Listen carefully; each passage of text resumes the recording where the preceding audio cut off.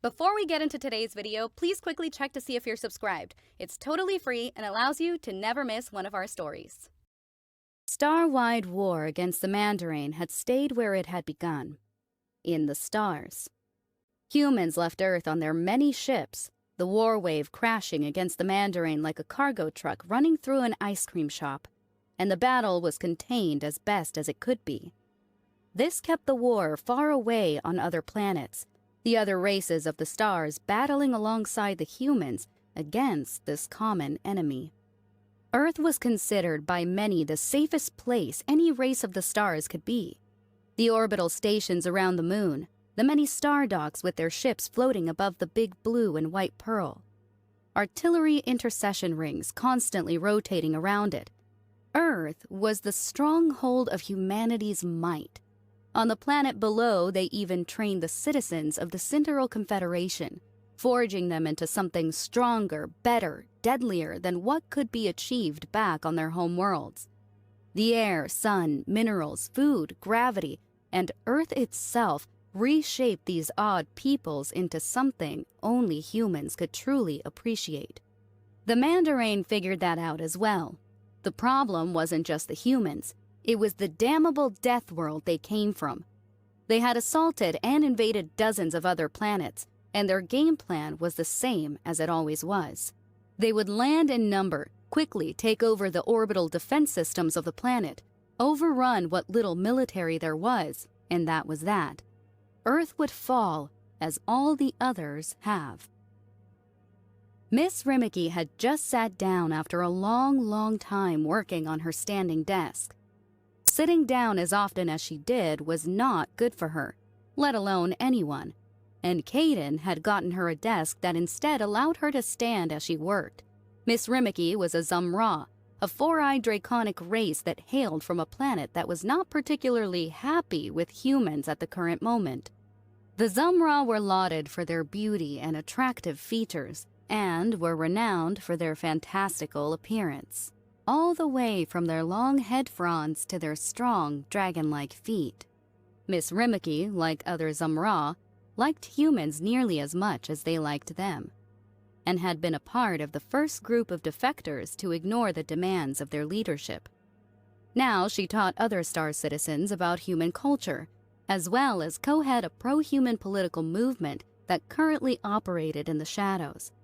The big-mouthed bass had just finished a quick loop around a few planets, checking for raiders and dealing with the whole Stadici issue that had suddenly cropped up. She had not planned for the Stadici being included in her agenda, and the highly toxic star race was now causing problems for both her movement and the Confederation at large. She could not really be mad at them, as they were a lonely race that just found out that humans were the only ones who were immune to their toxins. They had been shut away on their planet for hundreds of years and were so regulated that many people did not even know what they looked like under their filter veils, suits, or masks. The Stadici could now show themselves openly to another race without fear, and they were still intoxicated by the thrill of it.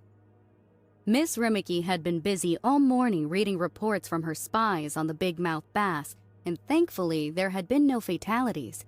Near the end of the ship's patrol, several Stadici had smuggled themselves on board in crates of chips, nearly causing several fatalities, and were now being held on Earth in null cells. The big-mouthed bass was in orbit, getting a full deep clean in order to make sure none of the toxin was left on board, as the last thing they needed was a call to battle stations and someone dying en route to Stadici toxin. Her personal communicator trilled, and she tapped the black band on her wrist. "Rimmicky," she said politely, still tapping away on her main data tablet as she curled up with a blanket. "Statizi, again!" Mr. Radisson barked into her ear, and she squinted 2 of her 4 eyes. "They delayed an entire battleship, a big one. They're scrubbing every inch of the deck clean. It's going to be here for weeks." Mr. Radisson was a Point, a shorter, multicolored race of peoples from Pillin 4. Despite being a slender, athletic race that held deeply colored pupilless eyes, they had pointed ears and shared many features of the humans, such as the shape of their hands and feet. They were, however, notched as elvish to the humans, and they still chaffed under the identifier. Miss Rimmicky sighed, both at having Radisson barking in her ear and because her human lover, Caden, was not going to be home for another 3 hours. Radisson, we can't predict everything, despite our best efforts, and don't be so hard on the Stadici. They're just lonely. Lonely? Radisson yelled, and she could actually hear him waving his hands around. They're walking plagues! What if one of them accidentally got loose on board the ship? They would have wiped out all of our hard work with the Yorpals, the Jinn, the Rowan. What if they had killed Freyrin? It would have set us back years! Yorpals were a semi-bestial race of aliens that hailed from Dagmar Prime. Their people were one of snouts and paws, and were a fussy race with many cultural norms that made both Miss Rimmicky's and Mr. Radisson's job rather hard. The Jinn were a four-armed, angular-headed race that had been nearly destroyed completely during the war against the Daramir. They were marked by the many masks they wore, hiding their faces as per their own customs. Then there were the Rowan, an extremely poor star race that humans had forced into the Confederation by paying their fees and dues on behalf of the Rowan people. Rowans were a charming race as far as the children of the stars went. They had long, wide ears off the side of the head like the prill, but they had full heads of hair. Their hair was long, curly, and vibrantly colored, while their skin were shades of yellow, ranging from light buttermilk to a dusky gold. Miss Rimmicky sighed out her draconic nostrils as Radisson continued to rave into her short, jagged ears. She let him go on for a few more seconds before clicking her teeth. Radisson, I know they caused a fair bit of stress, but it is nothing to lose your head over. The ship and a few others like her will be back out into the stars in no time.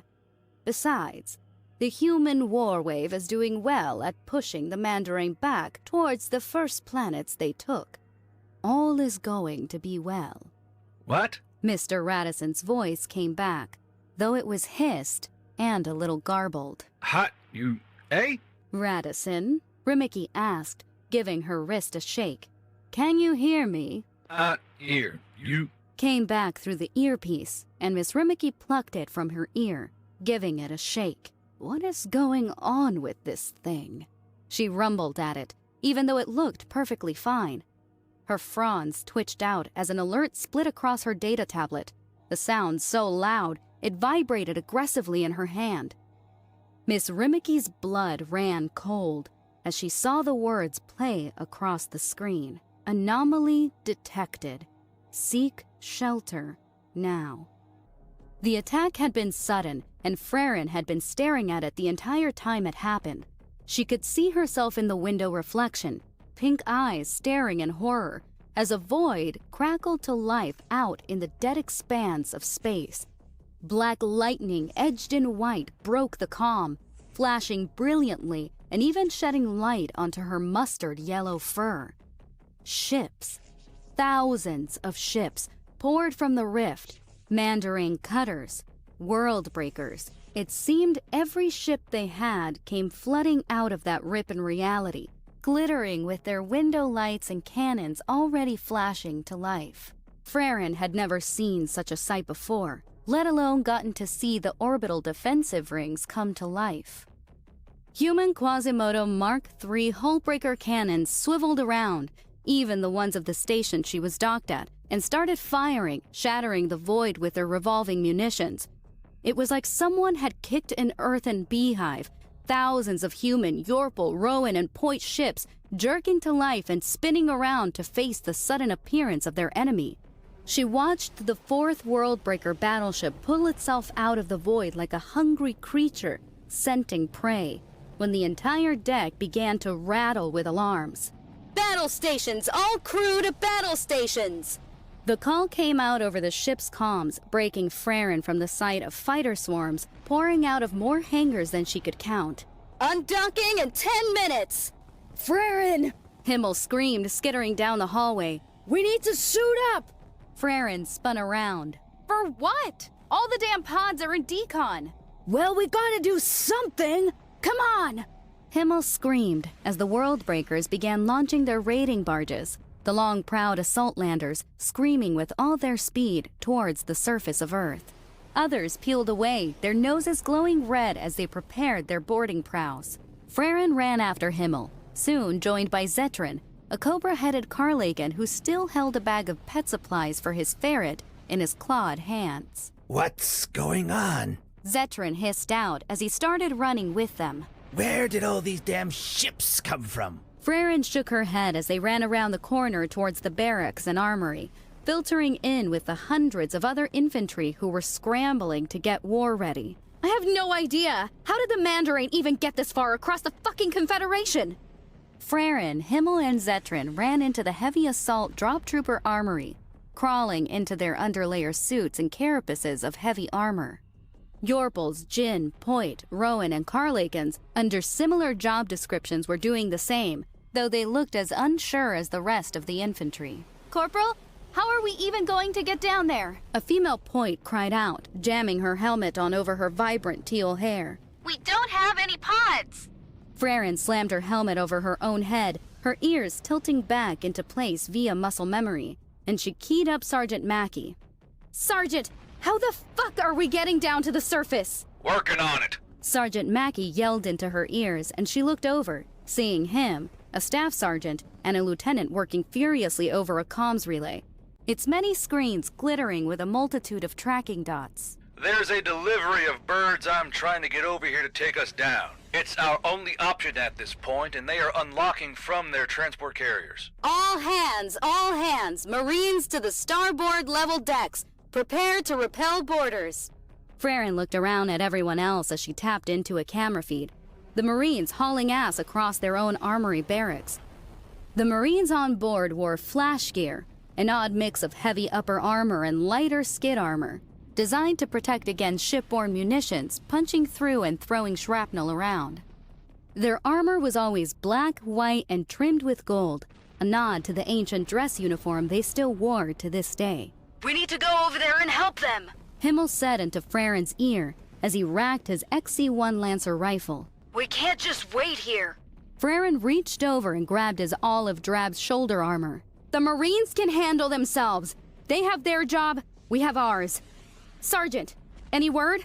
Kestrels and vultures are inbound. Sergeant Mackey said, and everyone got a ping in their helmets. They're landing in the hundreds of thousands down there, and units are scrambling. Everyone to the hangars, now. Light infantry, seal your fucking helmets or put on suits. We're going down in the open. In the open? A male red-furred Yorpal called out. Exposed to space? Get your helmets on and tailbags secured, Freren bellowed, her own suit doing a ready check and showing her 100% sealed in. Time to ride the vacuum, lads! Sergeant Mackey looked around and saw that nearly all of his NCOs were still down on Earth.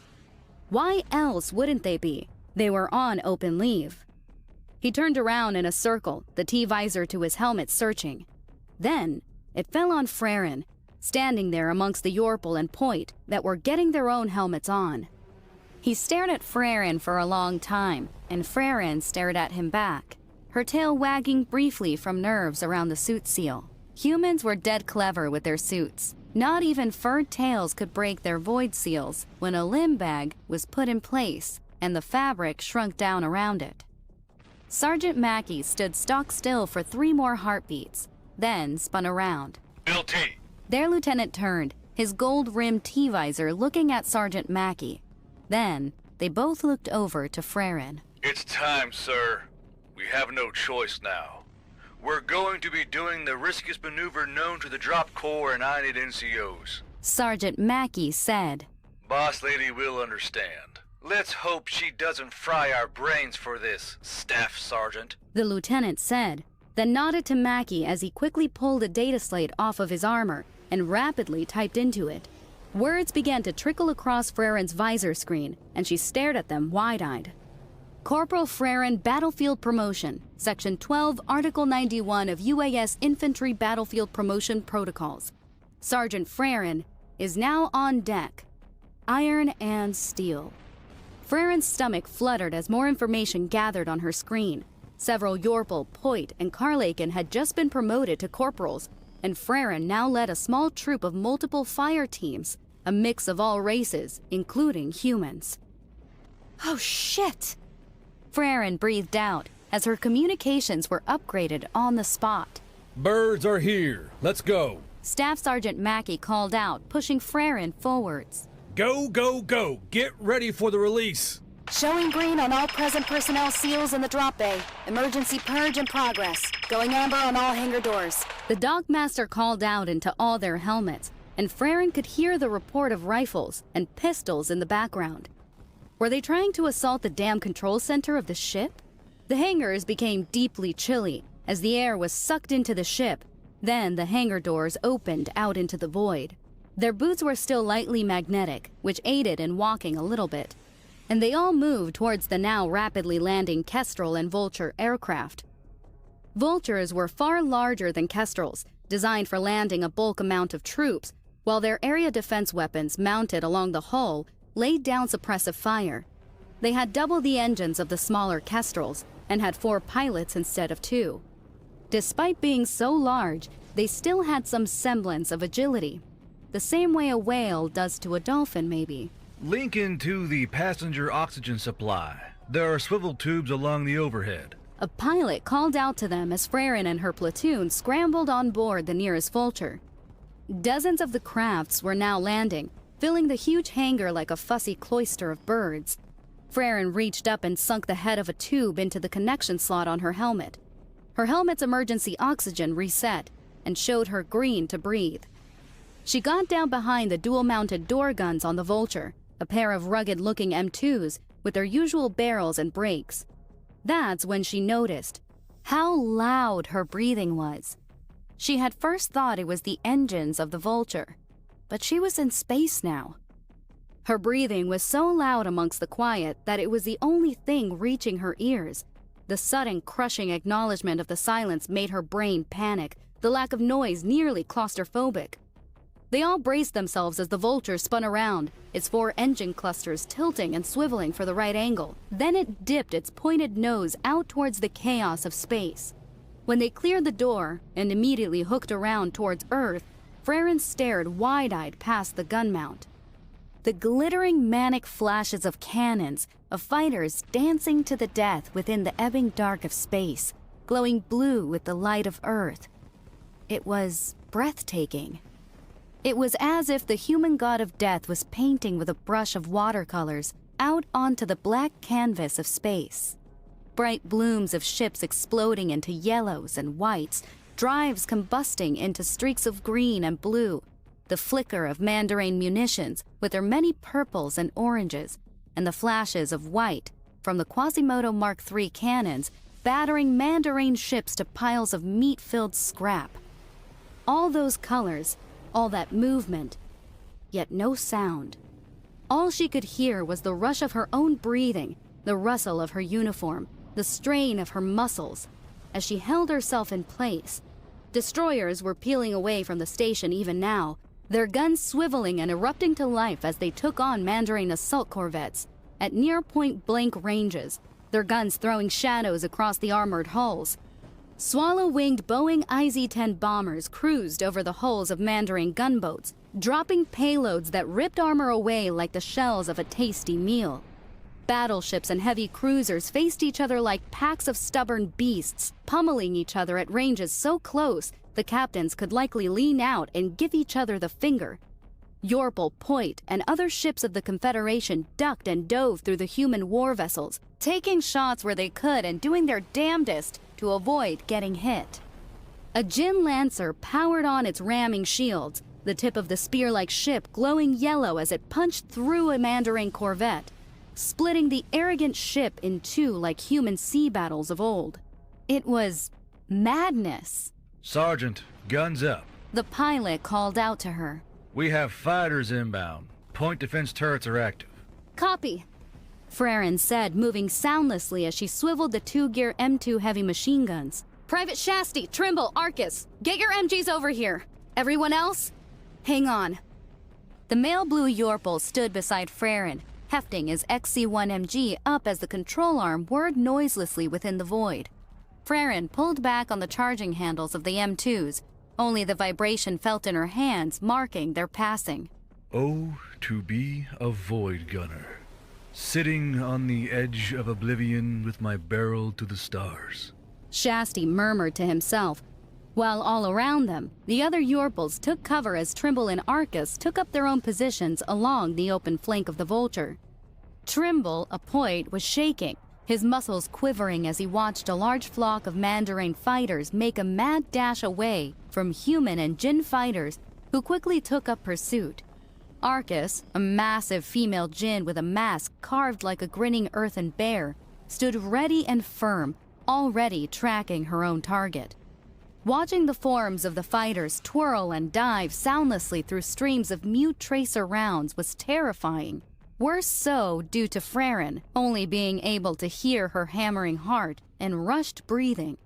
There must have been 50 or 60 aircraft all making their way towards Earth, the Vultures and Kestrels looking like a flock of metal birds bristling with weapons.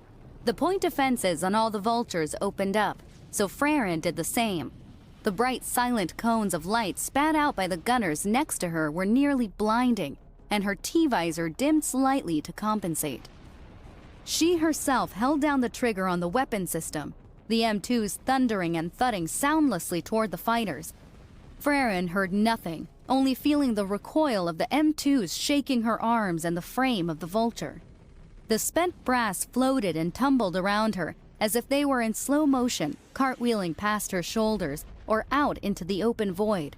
The shuddering inhale and exhale of her mouth was the only song her body sang, her tail hanging in a smooth river behind her, as she swiveled the turret from left to right, tracking a Mandarin fighter and cleaving holes into it like a cannon to a car door. She hoped none of the rounds hit anyone friendly, a thought that occurred to her as tracer rounds zipped overhead from a human fighter. A Kestrel wobbled and started to spin nearby, having caught rounds from one of the Mandarin fighters. Another Vulture shuddered, one of its engines cartwheeling off towards the station and impacting against the bulkhead of a cargo freighter. The legion of transport aircraft now took evasive maneuvers, weaving and ducking around other smaller ships that now sought to close the window and screen the landing craft. We're clear, The pilot said coolly, as 7 human gunboats formed a literal wall, their own point defense systems howling soundlessly into the fighters, still trying to get to the Kestrels and Vultures. We've managed to stay on orbital target as well. We need to turn around for re-entry burn. Another pilot spoke. We all need to do it now and start burning, or else we're going to cook and be off target. Freren was still thudding away with the turret as she listened, still catching a few fighters that tried to duck under the gunboats. It was kind of neat having the sergeant comms. We'll have enough fuel to touch down, but after that, we'll have nothing but fumes. A female pilot said, as all the Kestrels and Vultures swiveled around. Everyone have their drag chutes? Their own pilot spoke up, and the feeling of the Vulture turning around nearly made Freren sick. Both stages armed. At Mach 10, we'll push out the grappler chute and start our burn once we get closer to re-entry. At Mach 3, we'll deploy the chugger chute and push our engines to full. We should enter nice and slow. Engines are going to be cooked to shit. There's a reason why we only do this as an emergency action. Another pilot spoke up, and Freren was astounded at how at ease they all sounded, even as they plummeted towards Earth backwards. There was a fair bit of chuckling over the comms, then a little bit of chatter between Staff Sergeant Mackey and his pilot. They talked for a fair bit before her own pilot spoke up. Stop burning, folks. Time to make history. He said, as the Vulture began to vibrate, as all the engines were pushed to their max power to slow the craft down. Over 100 birds coming in backwards for re-entry. Going to be one for the books. Freren shrunk away from the doors, shocked to hear that so many craft were doing this at once, and the entire platoon sank back further in towards the passenger area. Freren could see the massive engines of the Vultures and the brightly glowing Ashburn slit-jet Corsair engines of the Kestrels. Is this even going to be enough? A Kestrel pilot said, and Freren could hear the shuddering of their pressurized cockpits through her mic. Gonna have to be. Her Vulture pilot said. Then the craft gave a lurch. Deploy grapplers. Huge, fin drag chutes made of alloys and ceramics shot out from the tops of the crafts, grabbing the lighter layers of atmosphere as the engines flared with every ounce of power they had. We are too fast still! Another Vulture pilot said, Freren's body jittering and shaking noiselessly in the passenger compartment. We need to lose more speed or they're going to cook! We need to burn them up! We'll run out of fuel! The Kestrel pilot shouted. What do you want us to do? Land with our emergency chutes? Our only job is to get these people to the ground. Dallas is getting swarmed. Freren's Vulture pilot said, and the craft was shaking violently now. Hit your ACAGs now and watch your G-meters. The bubble won't last for long. The engines flared even brighter as Freren watched them, holding her troopers to her as they all cried or screamed soundlessly in their own helmets. The Vultures and Kestrels began dumping Jin Omorgira fuel into the experimental ACAG devices with their engines, increasing their power output by nearly 200% and forming a curved blue shield-looking bubble below their craft. These were supposed to be used for only a minute, if not just a couple of seconds, but the pilots kept their engines fully engaged for nearly 5 minutes of re-entry. This Omorgira bubble was not only keeping their passengers alive, but also keeping them from turning into metal fireballs. Chugger shoots. Her pilot called out, and she watched the grapples detach, cartwheeling off as a larger, softer chute deployed. Freren felt this one far more than the others, and she withstood the force pulling at her body. His voice came back. Angle engines and keep burning. We're all going to be out of fuel by the time we get clear. I don't remember it being this hard getting up here. Another pilot said, her voice huskier and lightly chuckling. That's because we were shot up here in a ship. These damn things were supposed to be delivered to Martisi. A pilot piped up, and they all began to laugh. Freren didn't like it when they laughed. Wish we had fucking heat shields. Her pilot muttered. Having to rely on pure engine power, alien fuel magic, and a bunch of drag chutes is not what I would call fun. Everyone's passenger still showing green. A Kestrel pilot spoke up. Mine got a little warm, but they're all right. We need to ask for doors or something, or some kind of shielding along the bottom of these birds. The Jinn have a bigger shield generator thing, don't they? Freren tilted her head, her helmet's T-visor glowing blue as she looked out over Earth. They were at the clouds, and she gave a short laugh, able to finally hear the Vulture creaking and shaking. The engines must have been absolutely worn out from how they sounded, and even now they managed small micro-movements to keep the craft steady. My armor is cooked, my engines are cooked. We sure as hell can't sell these birds now. A Vulture pilot laughed out. I have 5 minutes of fuel. What about you guys? 1 minute. I'm out. Deploying emergency chutes. I still have 5 minutes. Elmo has a T-Rex and a Go Fish card. Freren's pilot gave a short bark of laughter, then spoke. I have 2 minutes of fuel. Going by my readings will come floating down in the middle of the Dallas defense zone. Prepare to act as infantry, people. Up! Freren called out, getting roughly to her feet as the Vultures and Kestrels started to spin around, their hulls blackened and a kind of unwelcomely rattly. On your feet! Look at the doors! Freren poked her head out with her platoon to the unfurling slugfest below. Civilians were standing shoulder to shoulder with active military and reserve units, wearing their own armor and taking lead to Mandarin raiders. The Mandarin were elven-looking, much like the Point, except that they were over 6 feet tall, dark of skin tone, and had eyes as red as freshly spilled human blood. Despite this, they had fur-tufted tails much like the Nimiki, which were clearly not helping them in the melee. Not only had their assault failed, they were being pushed back by the combined might of armed human civilians. A privately owned M6 linebacker, considered an antique by modern standards, shattered a landing cutter from the skies, pumping 25mm chain gun rounds into it as the APC bristled with Mandarin anti-armor spikes.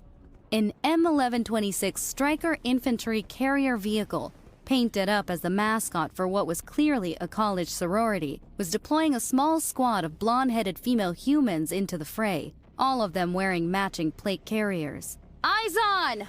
Freren called out, scrambling behind the M2 turret while her machine gunners took their places. "Covering fire for the squad by that Kroger!" The crafts that were out of fuel deployed their landing chutes, a safety feature that, while allowing the craft to land safely, was going to both ruin the airframe and treat the troopers inside like bouncing jelly beans.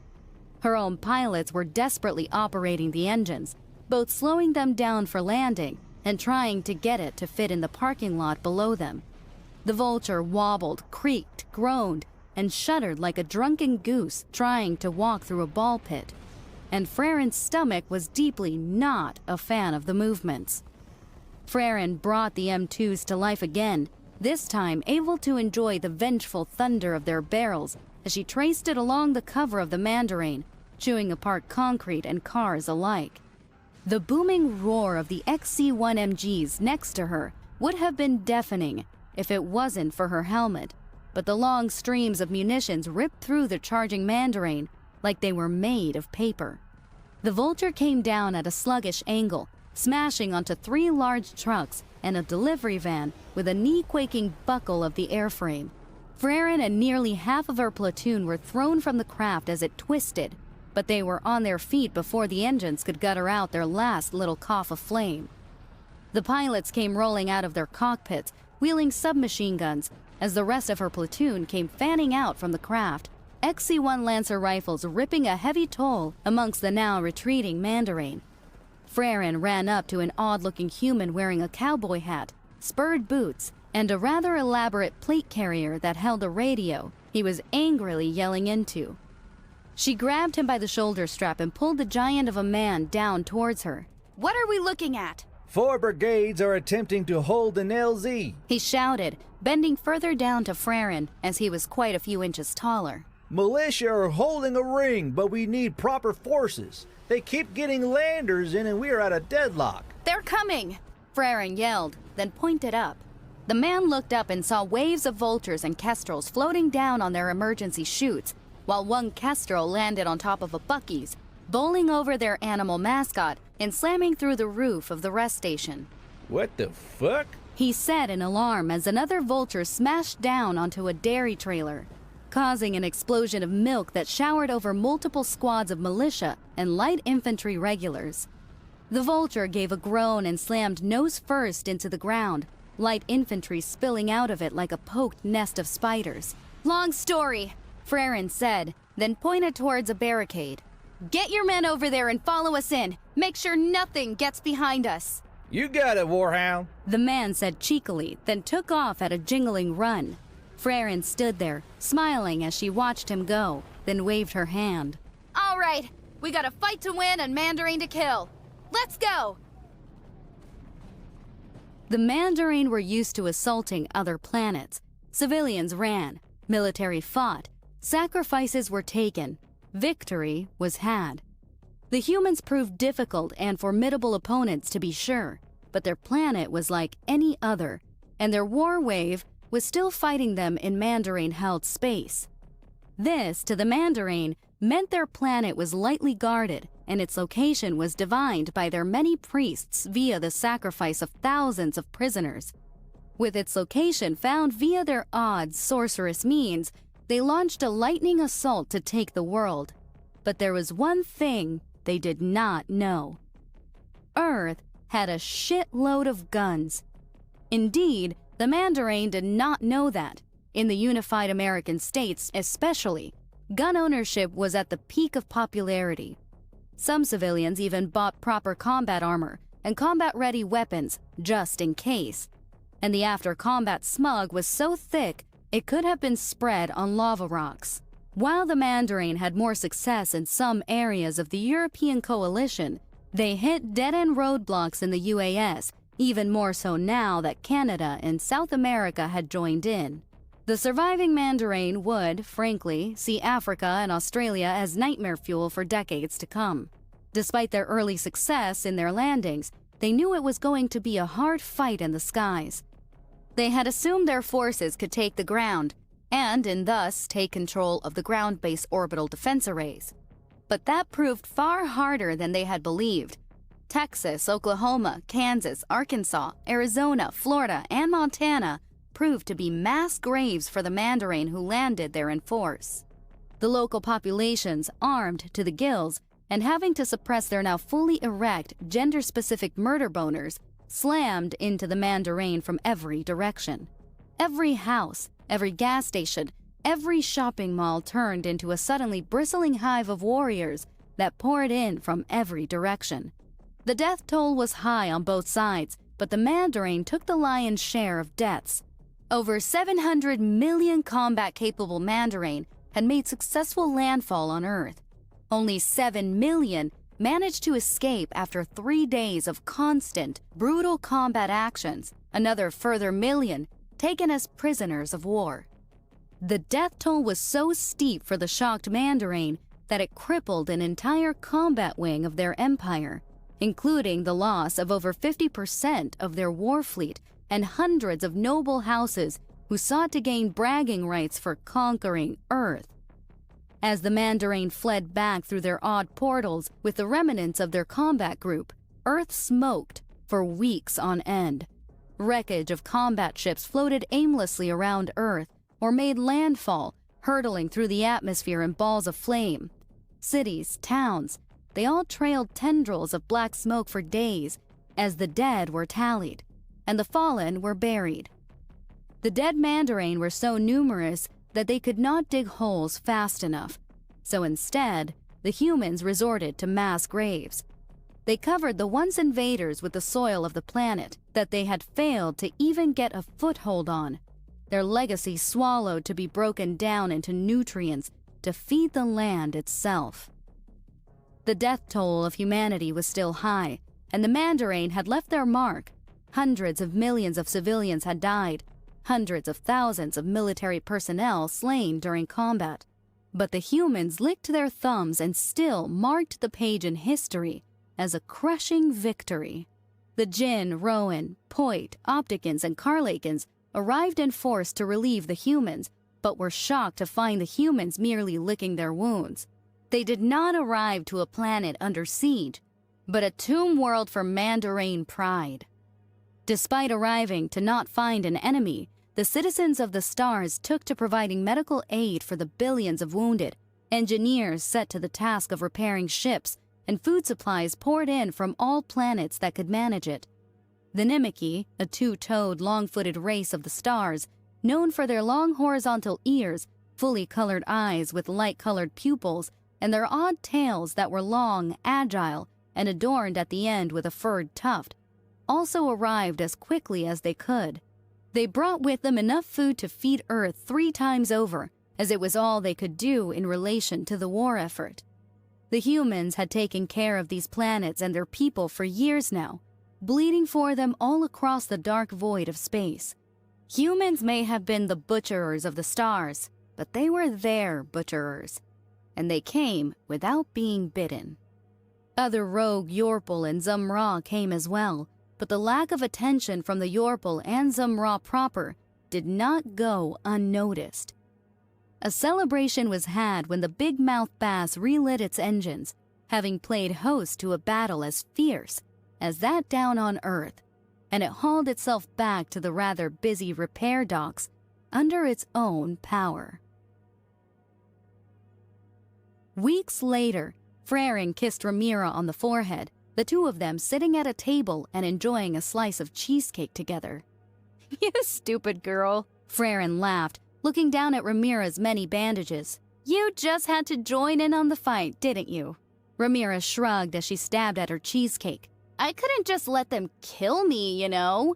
A human gave me her rifle and I started using it." "Mother is going to kill you," Freren chuckled, brushing down her sister's brighter-colored yellow fur. "Look at what you did to your fur, getting holes all in it." "You're one to talk. Didn't they have to drag you out from under a pile of bodies?" Ramira quipped, poking her sister in her still freshly repaired ribs. "Mother wouldn't even recognize you."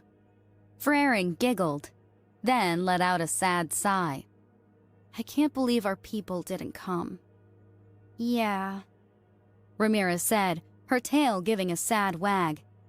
Everyone else did. Even the Nimiki showed up in their second-hand skip ships. Not everyone, Miss Rimiki said, sitting down across from them with her plate piled with 4 slices of cheesecake. The table was a little short and shifted as her thighs pressed against the bottom of it. The Zumra failed to make a proper appearance as well. Ramira hissed through her teeth. Damn, Teach!